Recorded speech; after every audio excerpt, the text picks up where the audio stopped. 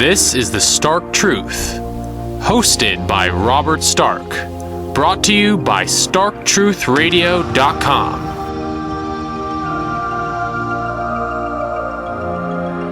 Robert Stark is an American journalist and political commentator.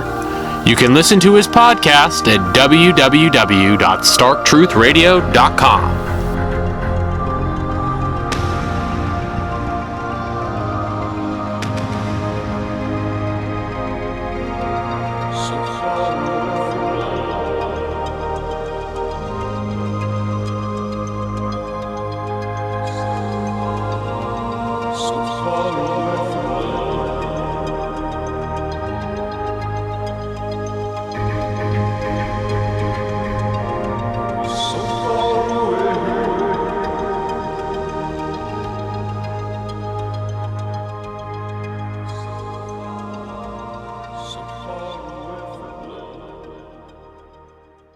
This is Robert Stark. I'm joined here with Sam Vaknin. He's an expert on the subject of narcissism and author of Malignant Self-love, Narcissism Revisited, and other books on personality disorders. Sam, it's great talking to you. Thank you for having me. For starters, can you give us some background information about yourself? I'm a professor of psychology in several universities and the author of several books about personality disorders. Can you explain the concept of the true self as opposed to the false self, which would be based on delusions of grandeur? The false self doesn't have to be based on delusions of grandeur. False self is simply any construct that deviates from reality, that is based or founded upon cognitive deficits. A misperception of reality, a delusional perception of reality, or a fantasy, which is a psychological defense mechanism. So you could have a grandiose false self, which is typical of the narcissist, but you also have a false self, for example, in borderline personality disorder. False self is simply the person's way of avoiding a painful or potentially painful reality. And there's a general perception that narcissists constantly have high self-esteem, but there's also this pattern of fluctuating self-worth, basically going from high self-esteem to low self-esteem and back and forth. So that's often a misperception. Well, the Diagnostic and Statistical Manual in its latest edition, 2013, the 5th edition, accepted that the sense of self-worth of all narcissists is labile. That means that it fluctuates, goes up and down. Prior to 2013, the orthodoxy was that there are two types of narcissists. One was the classic overt narcissist, the grandiose narcissist, whose sense of self-confidence, self-esteem was unassailable, and supported by a series of grandiose delusions and fantasies. And there was the compensatory narcissist, which was a narcissist with an inferiority complex, to borrow a term from Adler, with a labile, fluctuating sense of self-worth, etc., etc. That distinction is no longer valid. Today we believe that all narcissists have an unregulated or dysregulated sense of self-worth. And self-worth is a term, an umbrella term, which includes self-esteem, self-confidence, and self-perception. Now, what narcissists do, because they can't regulate their sense of self-worth from the inside, as most healthy people do, they regulate it from the outside. They use feedback from other people to buttress a grandiose self-perception or grandiose self-image, which in turn lends itself to a high self-confidence and self-esteem. But of course, it's all founded on a piece of fiction. That's why we call it a false self. It's all a narrative. It's very similar to a movie. And the narcissist experience of his own existence is exactly like a character in a movie. Narcissist experiences his life as a movie, and he directs his life in the most grandiose way possible. Any challenges to the movie, any challenges to the grandiosity, are perceived as life-threatening, because in the absence of this grandiosity, the narcissist is unable to regulate his internal environment and it crumbles. Narcissist simply vanishes. It's an existential threat. Seeking constant feedback, that would be an example of narcissistic supply. So actively soliciting narcissistic supply. Can you explain more about that concept? Well, narcissist goes around and asks people to tell him how brilliant he is, how handsome he is, how perfect and genius and unimpeachable and what have you. Narcissist wants people to tell him that his false self is actually not false, that his grandiose narrative is actually not grandiose, but reflective of the truth, and that his delusional, fantastic landscape, inner landscape, is not delusional and fantastic, but an authentic depiction of reality. Now that's a tall order. So the narcissist very often has to coerce people, to force them, to cajole them, to force them, to beg them, and to use a variety of other manipulative techniques to bring them to the point that they will confirm to him what they evidently and clearly see as non-reality. Narcissist, therefore, is a leader of a cult. It's a cult leader. And it's a missionary cult in the sense that he's trying to convert everyone around him to his set of beliefs. And these beliefs are unrealistic, very similar to a cult. That's why I keep suggesting that narcissism is a religion or a faith with one adherent, one believer, one worshipper, that's a narcissist, and one godhead, that's the narcissist as well. And the narcissist tries to convert people, very much like Christian evangelists or Christian missionaries, tries to convert people to his religion, so that these people also worship the godhead, which is the narcissist. And most narcissists succeed to convert at the very least their nearest and dearest, their loved ones, the family. Most narcissists. Others succeed to convert wider circles, such as the workplace. And yet others succeed to become the president of the United States, and they convert tens of millions of people into their cult. Is attention and narcissistic supply often a substitute for people who fail to form healthy social bonds? Narcissists are actually, contrary to the avalanche of misinformation online, narcissists are actually pro-social, as opposed to psychopaths. Psychopaths are antisocial. Narcissists are pro-social. Narcissist is heavily dependent on other people. Narcissist needs other people to collaborate and cooperate with him. Narcissist needs to co-opt other people, to bribe them, to cajole them, to beg them, etc. Needs to work with people. So the vast majority of narcissists are actually team players, and they can construct teams and lead them or participate in teams very effectively.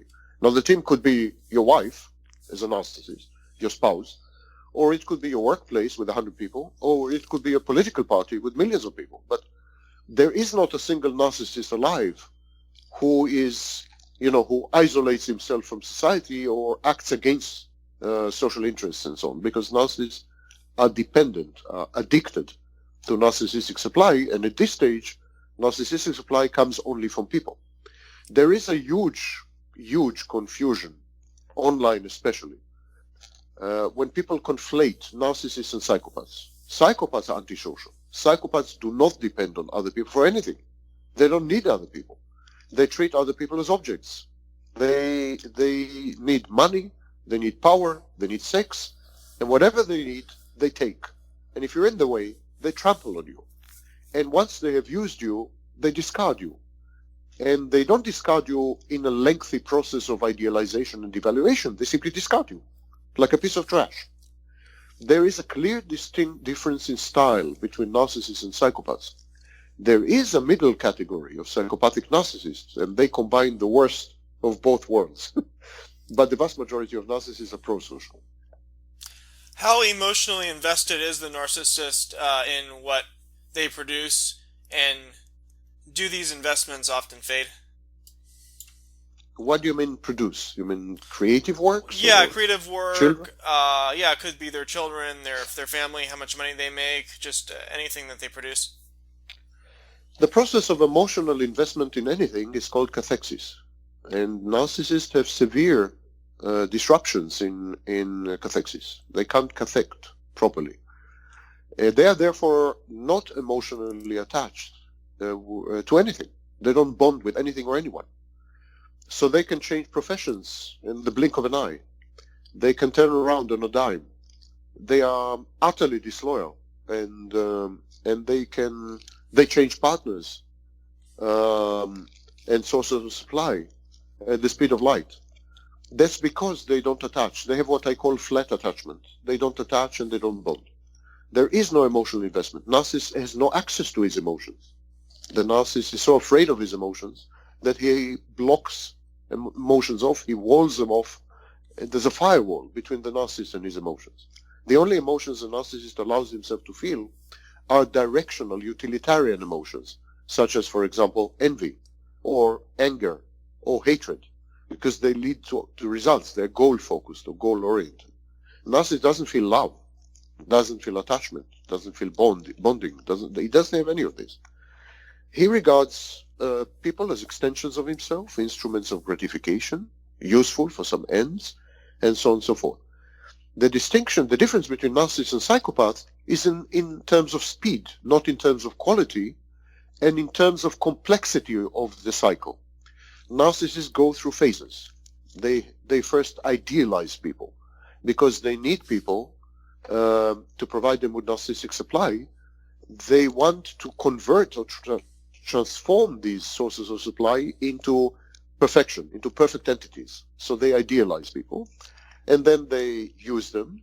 And once these people are past the expiry date, once they can't provide the narcissist with narcissistic supply, the narcissist goes through a process called devaluation, and then he discards these people, and then he replaces them. The psychopath doesn't bother to go through all this. The psychopath uses people and then instantly discards them. He doesn't bother to idealize them, nor does he bother to devalue them. So psychopaths are like truncated, speed of light versions of narcissists, compressed or zipped narcissists, if you wish. But both of them have zero cathexis, zero emotional investment in anything. Children, works of creative works, professions, workplaces, friends, so-called friends, spouses, you name it. Countries, languages, places of residence, domiciles, anything. They never get attached to anything. They live in a movie, and they direct the movie. And you can shoot a movie anywhere, with anyone, at any time. As far as humor, what role does humor play in the relationship to the narcissist self-image? Like, for instance, would a narcissist engage in self-deprecating humor in a sort of ironic sense, or would they avoid that? No, they will not avoid this. There are three uses to humor in the narcissistic construct. The first one is false modesty. It's when the narcissist self-deprecates with the explicit expectation that you will contradict him. So the narcissist would say, I'm so ugly, you can't imagine how ugly I am, with the expectation that you would say, but actually you're not ugly, you're handsome. Or the narcissist would say, sometimes I'm so stupid, with the full expectation that you would say you're not stupid, you're a genius. So narcissists use self-deprecation in order to elicit narcissistic supply, in effect. That's the first use of humor. Second use of humor is aggressive. They use humor sadistically to taunt, torment, and humiliate people. And the third use of humor is to actually support grandiosity, to restructure the world in a way that the comic aspects of certain circumstances and situations and other people would somehow buttress and uphold the narcissist's grandiose view of himself and his life and so on. So these are three uses. Narcissists make abundant use of humor in multiple interactions. It's not true that they lack a sense of humor. Some of our greatest comedians in the world were actually narcissists, you know. As far as people who suffer from, I guess, what you would describe as a neurotic disorder, anxiety disorders, or depression, how much of an overlap is there with narcissism, or with those people? Like, I guess stereotypically you would think those people would suffer from low self-esteem, but how much of an overlap is there between depression and anxiety disorders and narcissism? Depression is less about a lack of self-esteem. Depression is about hopelessness. It's the mistaken belief, the cognitive deficit, the mistaken belief about reality.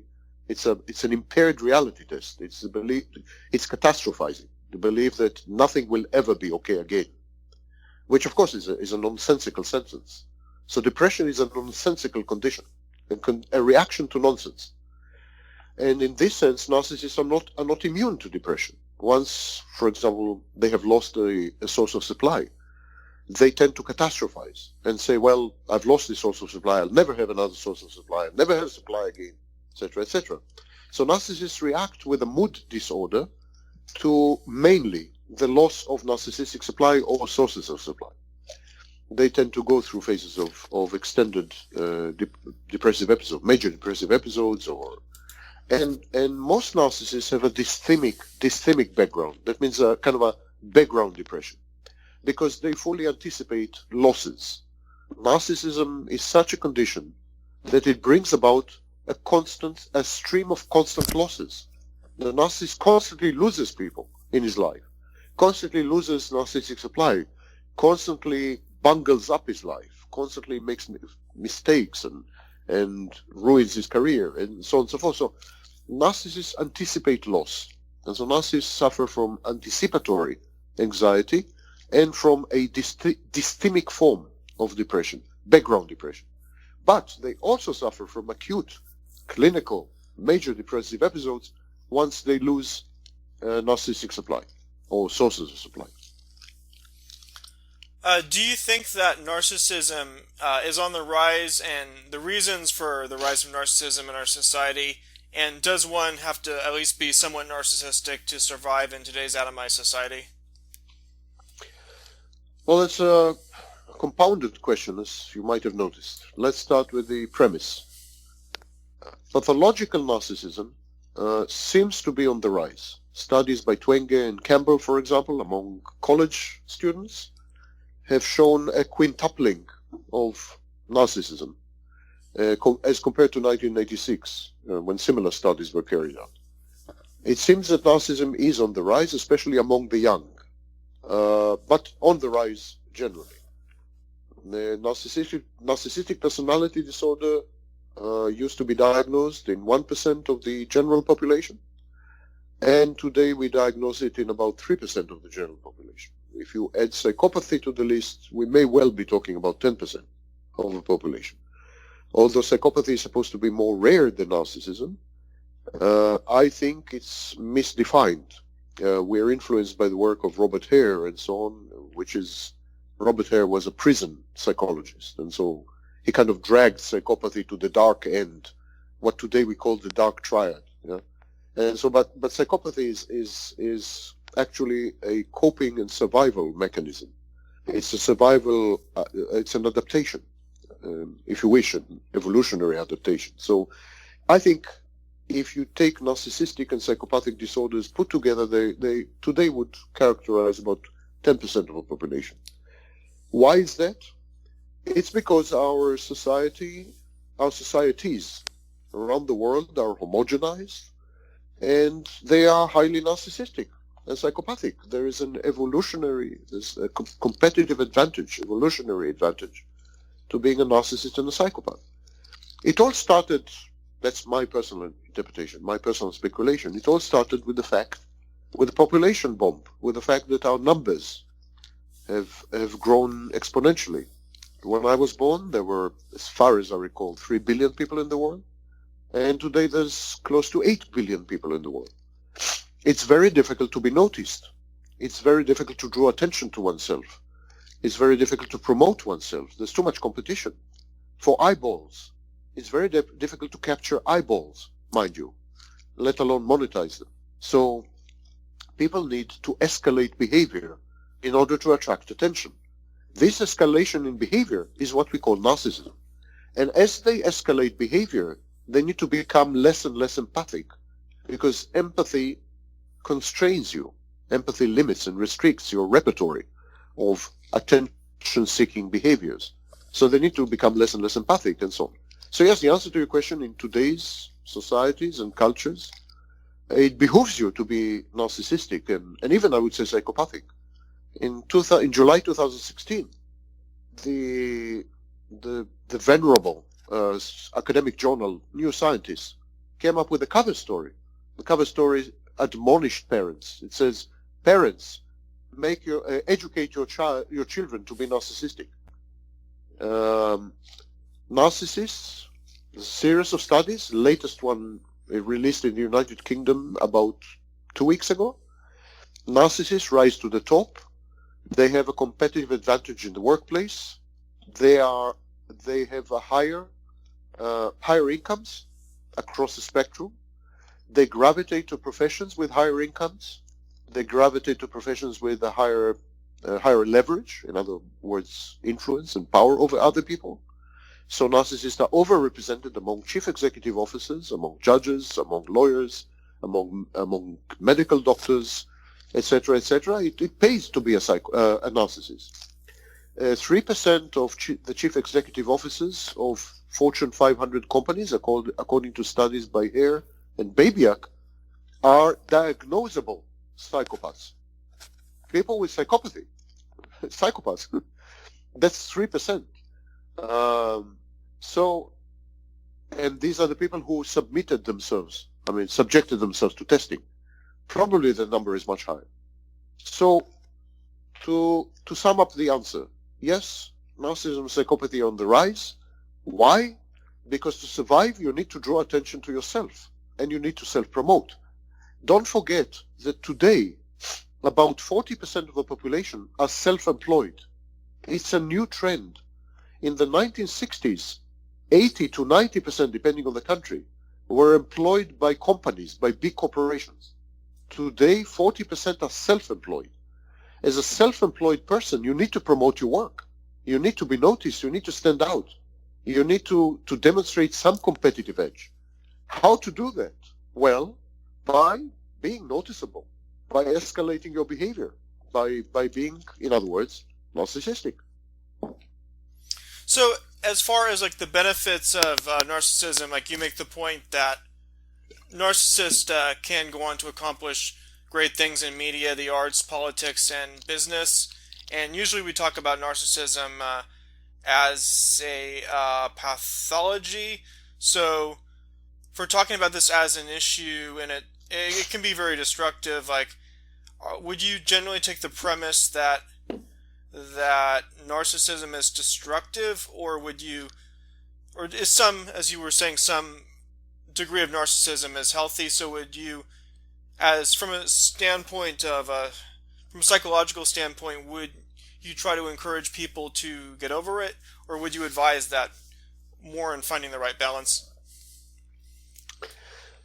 Until very recently in my profession, in psychology, we used to have the concept of a normal personality, which was an ideal personality, non-existent, of course, personality against which we measured other personalities. And some of these personalities deviated from the normal personality to the extent that we label these personalities pathological. Today, this approach is antiquated and outdated and not used anymore. Today, we ask only two questions. Are you happy? And are you functional? Are you happy? And do you function well in a variety of settings? Do you function well within your family? Do you function well in the workplace? Do you function well socially, etc., etc.?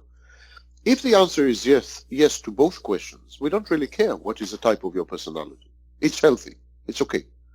If the answer to one of these two questions, let alone both of them, is no, then you require intervention and your personality is pathological.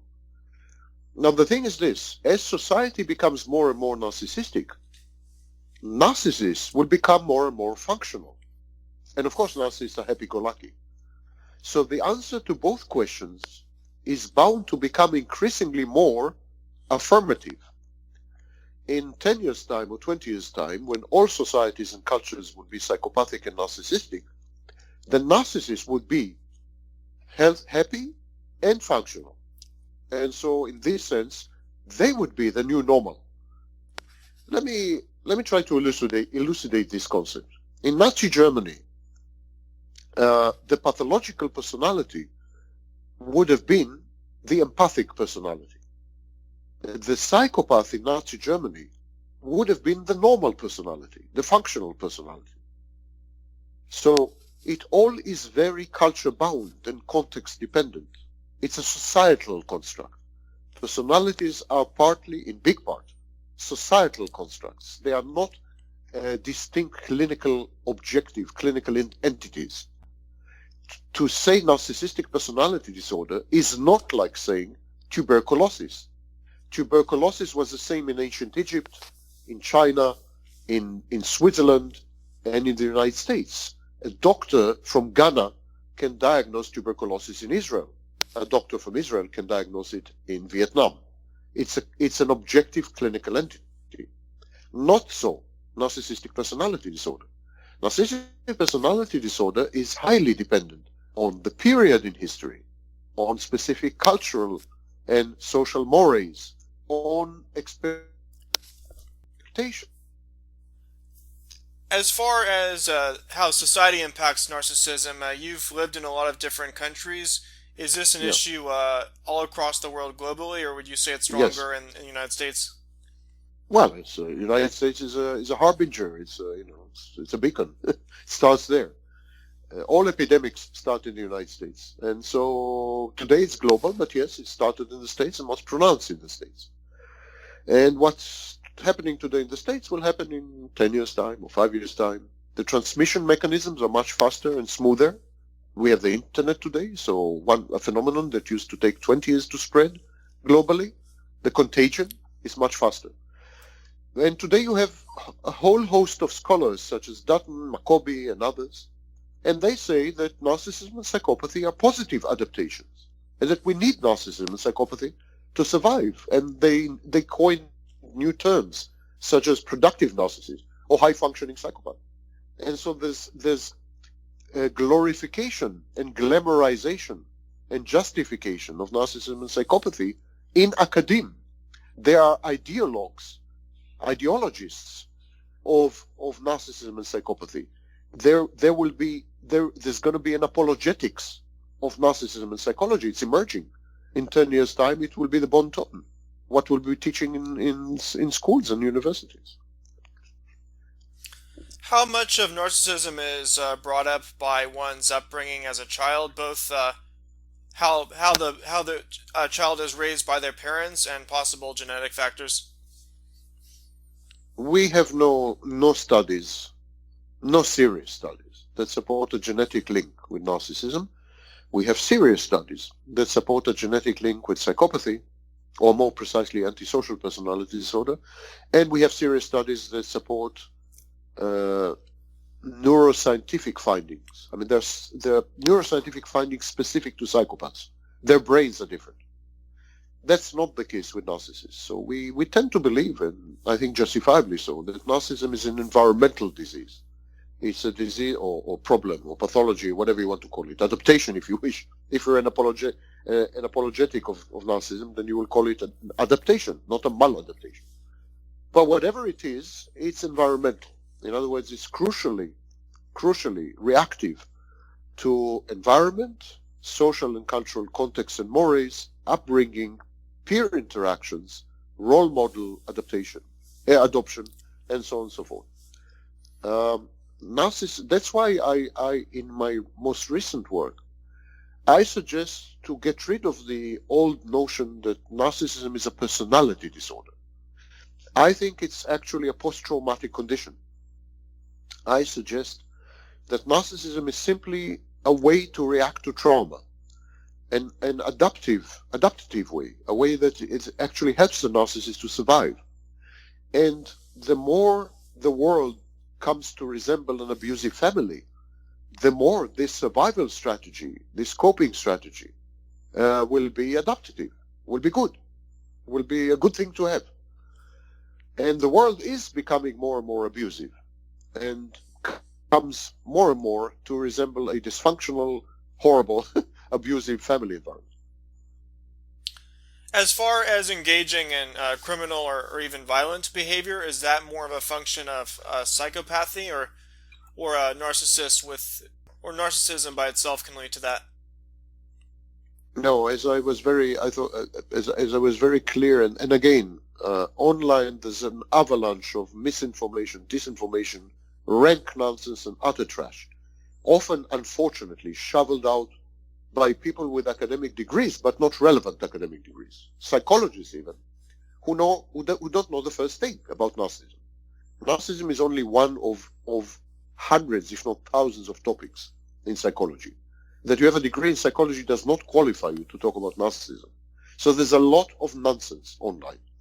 And one of the major nonsense is that narcissists are criminalized and antisocial. They are not. They are prosocial. Narcissists are highly unlikely to engage in rank or pure criminal behavior. They may transgress boundaries. They may break the law, obviously. But they will usually do it within a social context and with many, many other people. The psychopath is violent, has no impulse control, cannot delay gratification, and is a much more primitive machine in this sense. It is the psychopath who is the criminal. 1/3 of the prison population in the United States have been diagnosed with psychopathy. And very few of the prisoners have been diagnosed with narcissism. So crime has to do much more with psychopathy. Now, the narcissists can break the law, but there is no proof and there are no studies that substantiate the claim that narcissists break the law more than any other group in the population. While there are numerous studies that show that among psychopaths, breaking the law is a hobby or a sport, and they do it just for the kick of it. How effective is therapy for narcissism? Nil. Has no effect. I am not aware of any treatment modality which have any long-lasting impact on the core of narcissism. Of course, many treatment modalities are very successful at modifying behaviors. Abrasive behaviors, somewhat problematic behaviors, painful and hurtful behaviors, communication protocols, changing the speech patterns and the linguistic choices of narcissists, etc., etc. But these are cosmetic changes. They don't touch the core. No treatment modality that I'm aware of has any long-term impact on the narcissist. I spent the last 7 years developing a new treatment modality called therapy. I have applied it to 46 volunteers, and at this stage the results are positive.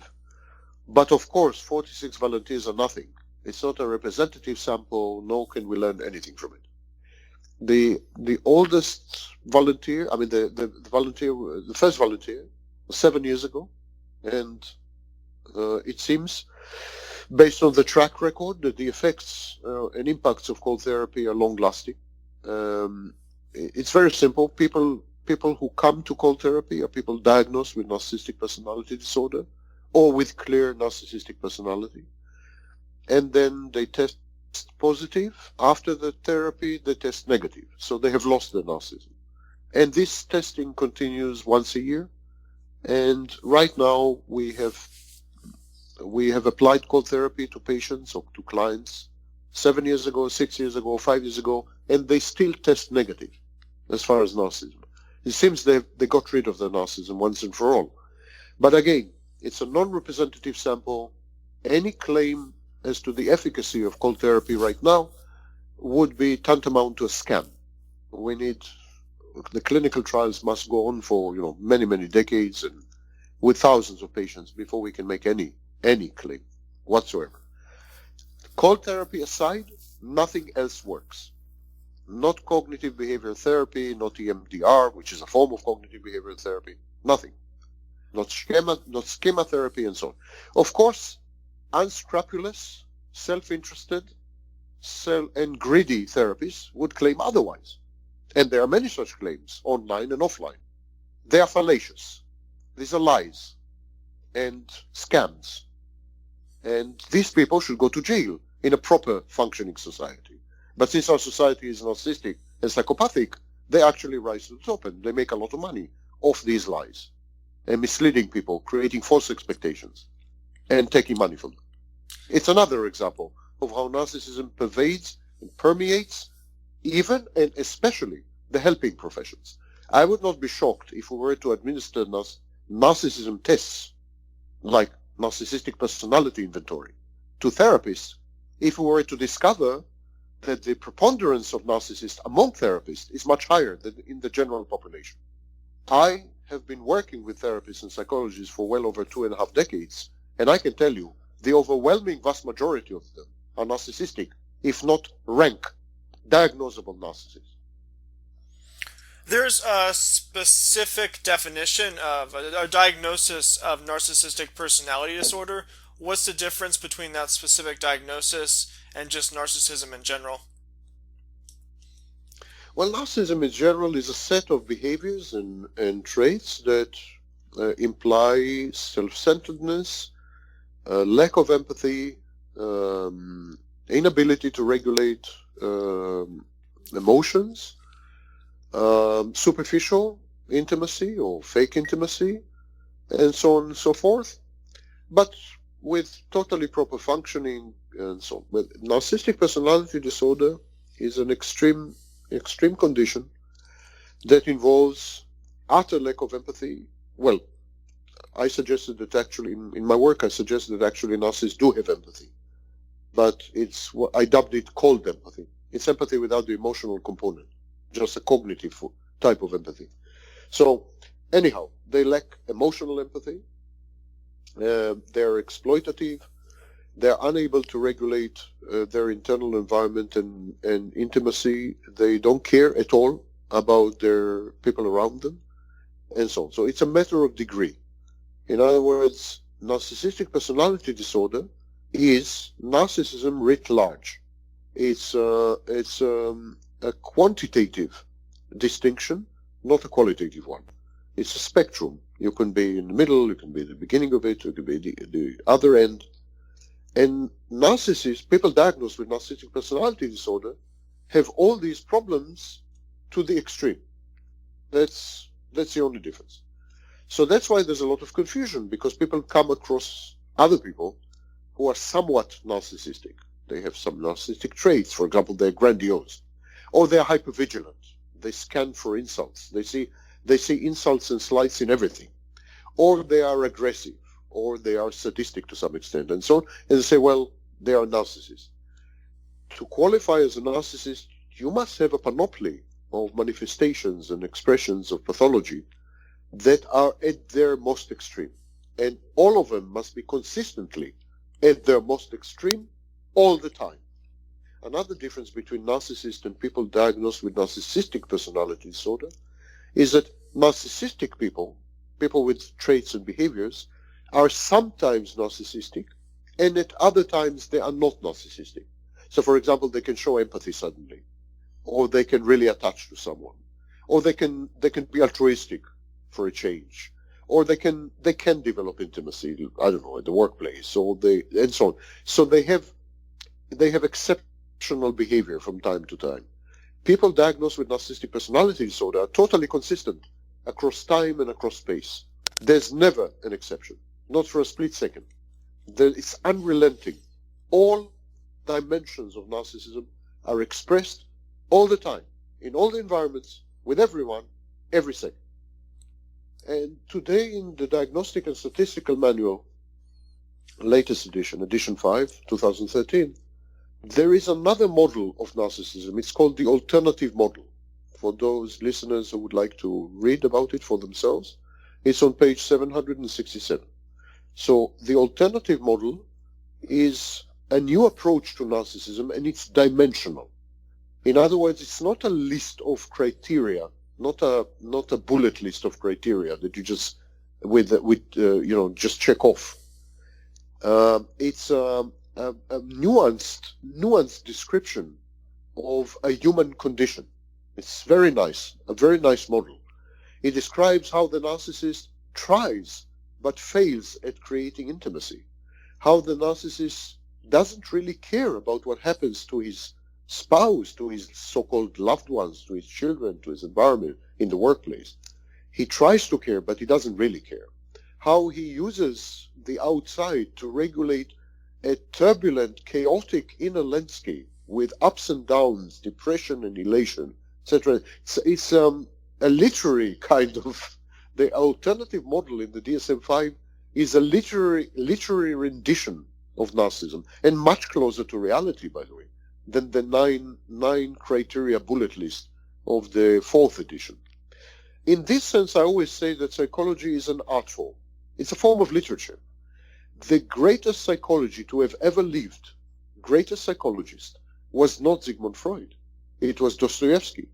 We don't have a better description of a psychopath than Raskolnikov in Crime and Punishment, for example. He's the most ingenious psychologist to have ever lived. Psychology is a form of literature. The Diagnostic and Statistical Manual accepted it. And today, narcissism is across a dimension, across a spectrum. If you're at the very, very, very end, then you can be diagnosed with narcissistic personality disorder. Sam Vaknin, it has been an excellent show. Thank you so much for being on. Thank you for having me.